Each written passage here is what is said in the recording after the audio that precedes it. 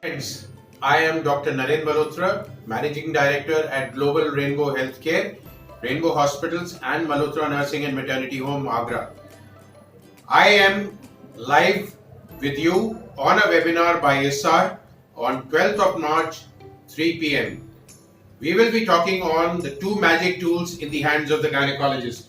And the two magic tools are hysteroscopy and of course transvaginal ultrasound.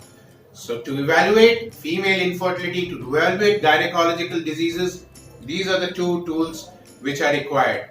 Right hand transvaginal ultrasound which will visualize the pelvis, left hand your hysteroscope which will look into the cavity.